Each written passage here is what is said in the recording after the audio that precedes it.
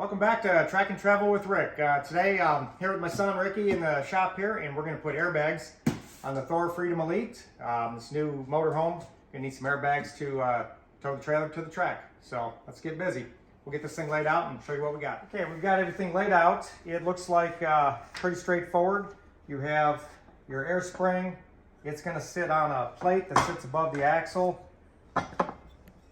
And the top piece locates it on the frame. The rubber snubber, the jounce bumper will have to be removed. Shouldn't be a problem. Looks like they gave us a heat shield for the exhaust side, some airline, U-bolts to hold the bottom plate. Looks like everything's here. Let's go take a look underneath the machine and see how this is going to work. Okay, from underneath we can see looks like there's room to mount the bottom perch, and it looks like we're going to have a few challenges with room to work, but everything, at least it's clean and new, and we should be able to unbolt things no problem. So we'll look into it and get right back to you. Okay, we got the unit up in the air on some blocks. Ricky's over there with a 15mm wrench taking the jounce bumper off. That's that bumper right there. Right there, you got to remove that. That's 15mm, just one nut on the end. Yep. All right. A lot of wires in your way, huh? Yeah, they packed all the wires in that one spot. So. They sure did. So be careful you don't disconnect anything or rip anything down. All righty. All right, so Ricky took the jounce bumper off, and that was 15mm. Well, according to the directions, we're going to go ahead and screw the air fitting in. It says to run this in to finger tight. So this, I have the thread sealer on. You run that into finger tight.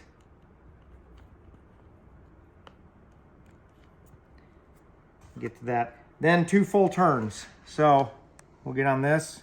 And the top part swivels, so after you get it to where you want it, this will swivel to be where it needs to be.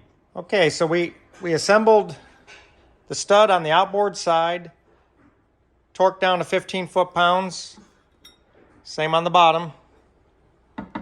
And we're going to collapse this by hand and hold it down so we can get it into place. All right, we'll see if this works. If it works, we'll put it in the video. Yeah, we just used some zip ties.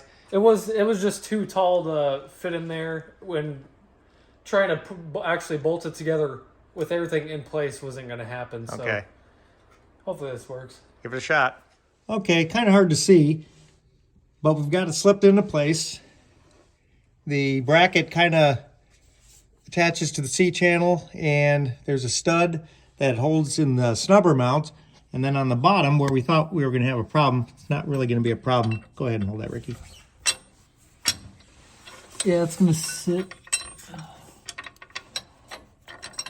Pretty much one on each side, straddling that shock mount, so we're going to be okay. So probably what we were thinking about before is the whole thing was going to sit more over here, and this hole was kind of like right in line with this, but because it moved over. Yeah, it sits a little bit more inboard than we thought it was originally, so yeah, it looks like it's going to fit right up. So now we just got to put this on both hardware and then get the... Yeah, let's get the upper hardware first, see how that goes, and then see about where these airlines are going to be. Yep. Okay, we're trying to find where the holes go through for the bracket on this side. Does it seem like there's a plug up there, Ricky? Yeah, possibly. I don't know what it looks like on the other side, though. Okay. Why don't you give that a push?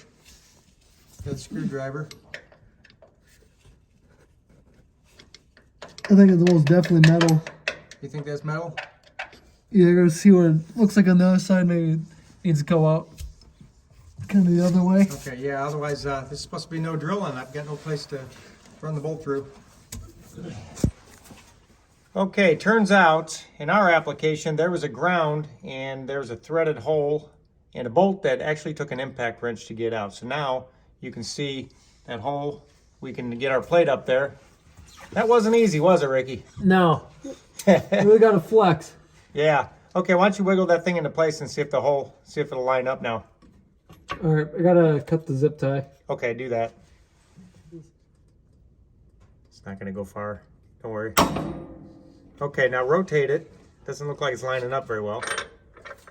Well, I'm going to have to put the camera down and give you a hand. Oh, yep, I can see the hole through there. All right. I don't know if something got pinched. No. No. there's a lot of wires, and we're going to add the ground right back to the bolt on the other side. All right, I'm going to put the camera down and give him a hand. All right, so we got the driver's side airbag in, and we're setting up the passenger side. And what we found, where there was supposed to be a bolt hole, it's 9/16 head, 3/8, and we ended up pulling this out, and then we ran our own hardware in a little bit longer than what they gave us. This wasn't long enough to reach, so we ran a longer one in. No big deal.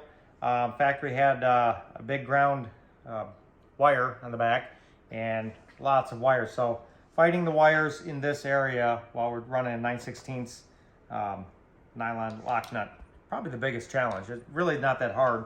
This sits right in there, and it truly is no drill, just bolt in. But the passenger side shouldn't be as bad. There's no wires over there. We got the exhaust on that side, so we'll see how that goes. I think it's going to go right in. So far, so good. All right, let's get this thing set up. Okay, we're underneath this motorhome on the passenger side, and you can see where the jounce bumper has been removed, and that's where that stud goes up through. That's no problem.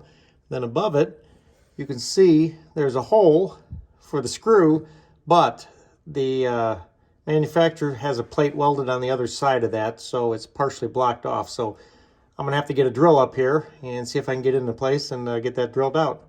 So that'll be a challenge, and let you know how it works out. Okay, we got it wire tied down, and I got the hole drilled out. And what do you think? Let's get it in there. The exhaust was kind of in the way.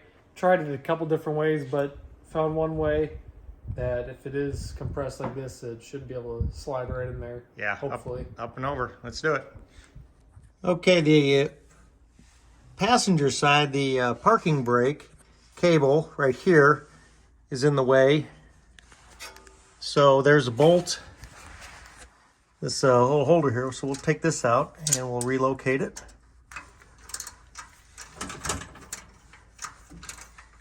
And then we gotta be mindful of the brake lines on the other side. And there is a front and back to the lower straps to allow clearance for that. But otherwise, come along pretty good. I'm gonna get that bolt in the top going through. Okay, you do that. I'm gonna put the camera down and get busy. All right, next step, we got both sides, the airbags are on. Everything's good. Actually went pretty smooth.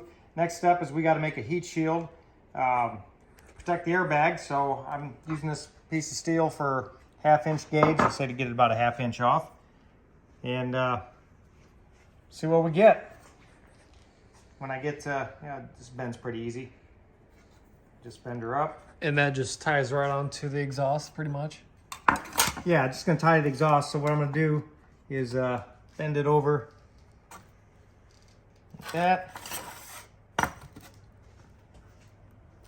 So now it's got about a 1/2 inch gap. So when it sits there, it'll hold it off the pipe. And holding it on the pipe is some clamps. Actually pretty simple. So she's bent up. I'll crawl under there and get this done. all right. So ready to get the air lines in. And I think what we're gonna do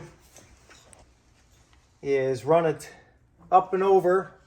Well, you can't see from there. We'll come through over here, but if you look on this side, Ricky, see where the line is coming across?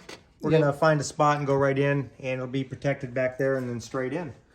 And so when we ever do need to fill up the airbags, it's just kind of we'll just, right there. Don't have to reach or bend down and everything. Yep, pretty easy. So show you the finished product when we're done. All right. I had to change clothes, really dusty, but we got it all done in one afternoon. So we ended up routing the lines in a little bit closer to the center than I originally imagined, but that'll keep the airline out of the way of the wheel and tire, so in case any road debris comes up. So let's see if these things hold air.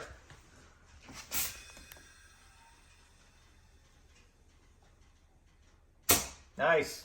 Yeah, the camera really doesn't do it justice for how high it actually goes up. All right, and then over here we did a similar thing. It's kind of a reach in. Of course, the air compressor kicks on. There you go.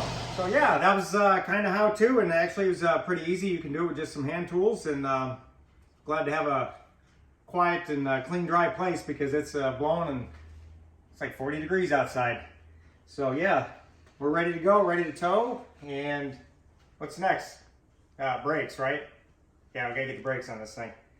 So brake controller wiring came in, and we'll tackle that one next. Yeah, please subscribe, and we'll see you on the next one.